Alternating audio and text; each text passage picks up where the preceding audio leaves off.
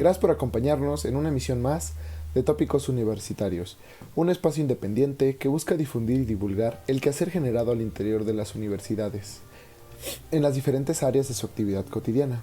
Es un espacio que se encuentra abierto a todos los universitarios de las distintas instituciones de educación superior. Yo soy Juan Pablo Martínez Castillo, presidente de Grupo Lumo, y los invito a que nos sigan por YouTube y Facebook.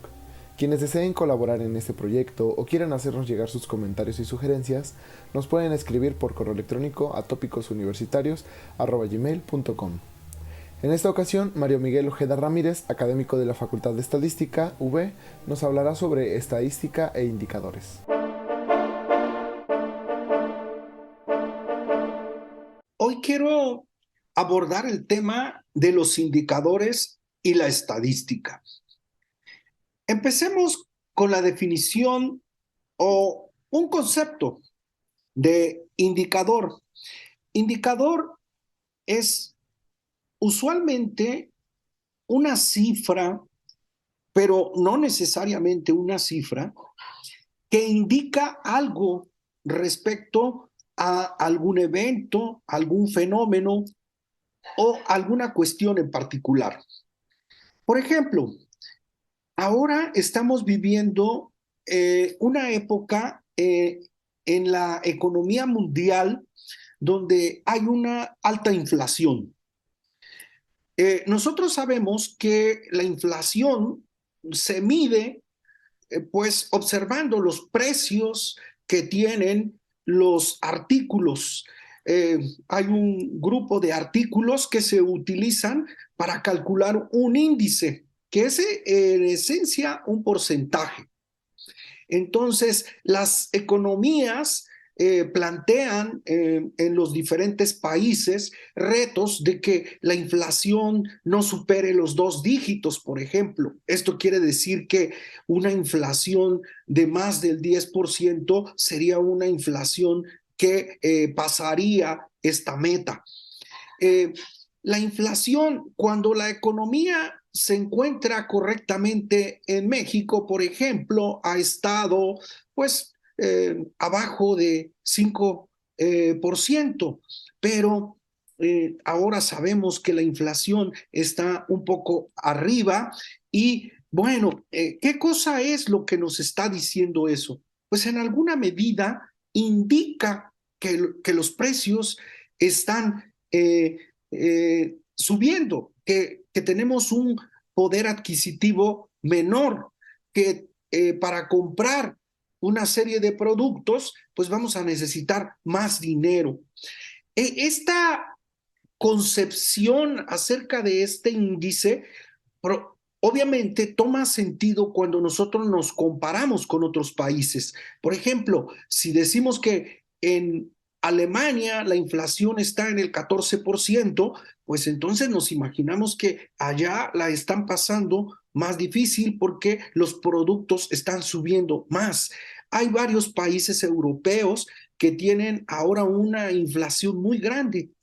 Esto hace que se tomen medidas en los bancos centrales y que entonces las tasas de interés se suban. Este es otro indicador. Son indicadores económicos que nos dicen cosas, pero obviamente los indicadores son medidas estadísticas que tratan de resumir un fenómeno y lo resumen para que nosotros tengamos una comprensión de ese fenómeno complejo en una cifra simple.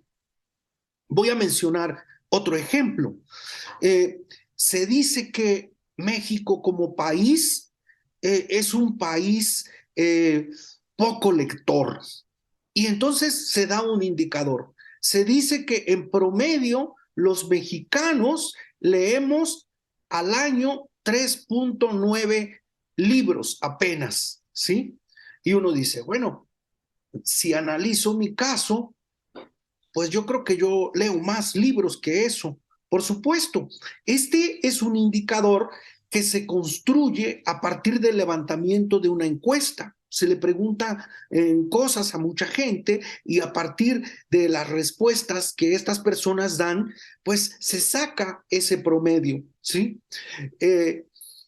Este indicador, obviamente, pues podría parecer a algunas personas un indicador, bueno, pues no está mal, son casi 4 libros. Si la persona lee 0 libros al año, pues esto, pues no le va a decir mucho. Pero si nosotros comparamos a nuestro país con otros países y vemos que hay países que sus habitantes leen 40, 50 y hasta más libros al año, pues nosotros inmediatamente concluimos que somos mucho menos lectores que otros países.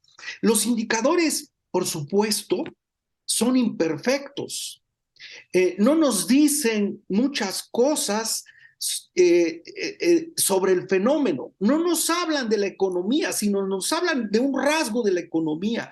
No nos hablan del complejo problema de la poca lectura, sino que nos hablan de una síntesis, de un resumen.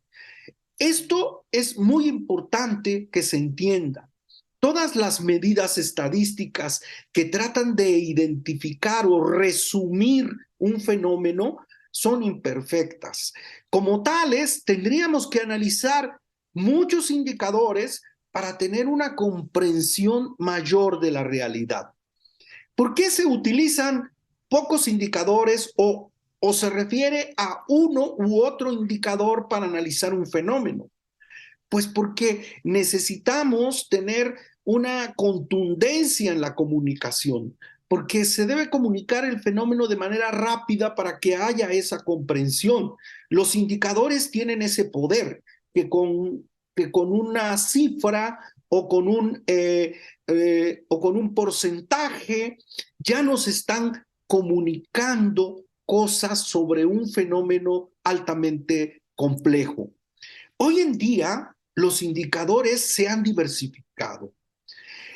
Cuando se hace investigación y se habla de indicadores, por ejemplo, en las áreas humanísticas, nosotros podemos tener indicadores que no necesariamente sean cifras, sino que sean dichos, que sean opiniones, que sean maneras de expresar ciertas cosas.